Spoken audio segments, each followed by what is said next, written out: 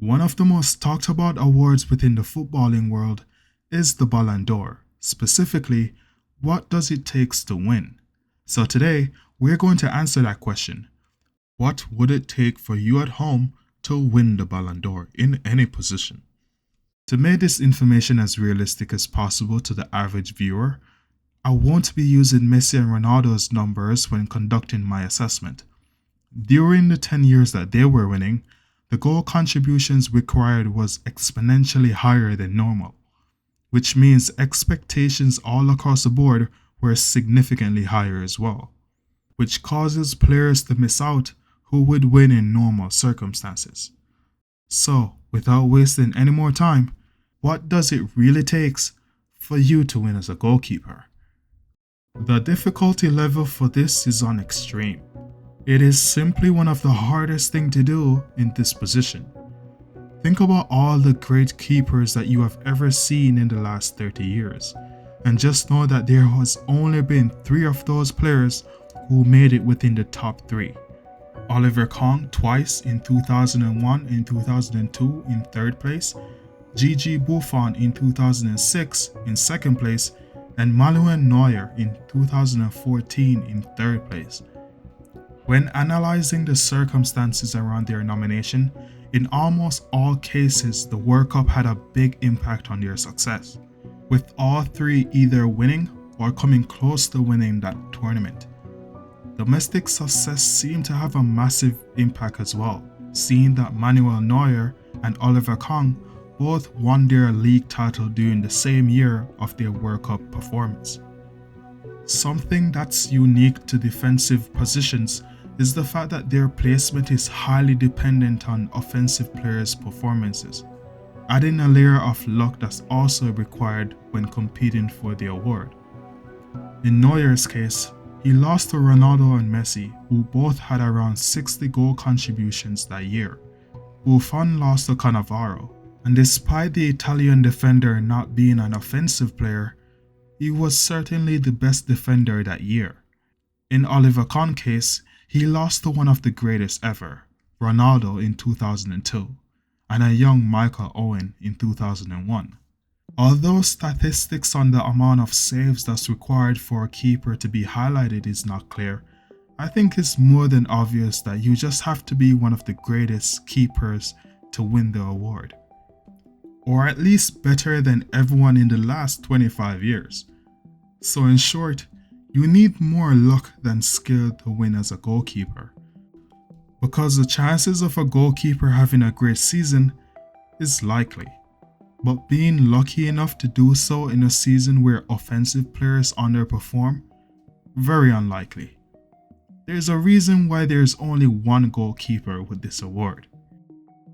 Although winning as a defender is not as difficult as a goalkeeper, they do share some of the same struggles.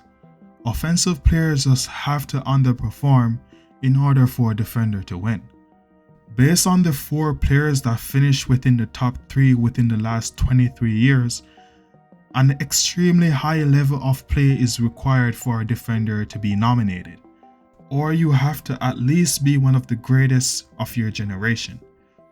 If we were to use Virgil van Dijk's 2019 performance as a case study, a strong presence in the league along with a tournament win seems to be the recipe for a high finish in the Ballon d'Or. This pattern is visible in Cannavaro, Maldini, and Roberto Carlos' cases, seeing that they either won the World Cup or the UCL that year. But to just be on the safe side, a league title along with either a UCL or a World Cup is mandatory. In terms of statistics, the amount of dribbles that seem to be acceptable to pass you if you're a defender is around 10 in a single season. This number is based on the best modern defenders' performances, seeing that there's no real way to find older players' defensive records, at least not to my knowledge. So in short, you need a beautiful defensive record within your league or a crazy tournament performance, a domestic title, or either a World Cup or a Champions League win, depending on which year it is. And also, don't forget to pray because attacking players will need to underperform for you to have any luck. Midfielders have one of the easiest chances to win the Ballon d'Or because it's not based on their performances statistically. It is more so determined by the role you play on the team and the impact it creates. For example, Rodri is not the most impressive player around, especially when compared to players on his team. However, the impact that he has is so significant, it doesn't really matter. From the 11 players that made it within the top 3 in the last 23 years, their average goal contribution is 45 games with 9 goals and 13 assists, with Zidane's second place finish being on the low end with 5 goals and 3 assists in 2000, and Xavi's third place finish in 2009 with 10 goals and 31 assists on the high end. For trophies, out of the 13 appearances, only one didn't feature a World Cup or a Champions League win. Winning one of the two seems to be a requirement. However, international tournaments seems to be the bread and butter of midfielders. You will also need to be extremely good with the ball at your feet. The majority of midfielders that win or come close to winning have good technical abilities, something that I suspect will make up for the fact that you won't be scoring a lot of goals. So in short, for defensive midfielders, you need to be the structural integrity of the team, the irremovable piece of the puzzle. For central midfielders, you need to be the tactical element within the team, passing the eye test and also connecting well with players on your team. And for attacking midfielders, almost every attack should pass through you, and if you can, score and assist as much as possible. Attacking players have the most control over who has the potential to win the Ballon d'Or in any given year, because they have direct access to the one thing that every position will be judged by: goals. To put it simply, the number of goals the winner of any competition has within any given year determines how every other position will be judged. For example, if you have an attacker that won the Champions League and their domestic title with 25 goal contributions, a really good defensive midfielder has a higher chance of winning the award.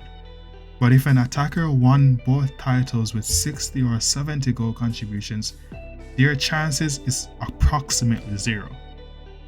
Goals are the most important thing you need for this award, more important than any competition. The higher your output, the better your chances.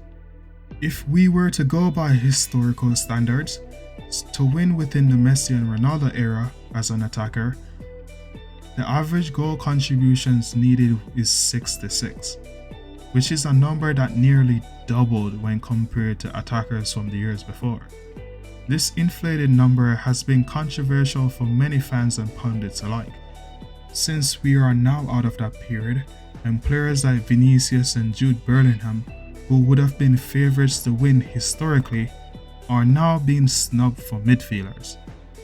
It would be interesting to see if this means it will be easier for defensive players to win in years to come, or if things will just adjust. The average age of an attacker to win is around 27 years old, and they usually play within the top 4 leagues in the world. Being younger seems to have a positive impact on the award as well. Players that's older underperform significantly when compared to younger players with similar numbers. So younger is better. From the year 1990 to 2023, there has only been one instance where a player won the Ballon d'Or without winning a trophy. So having at least one trophy won't hurt. However, this doesn't mean that you have to win the most important trophies in that year.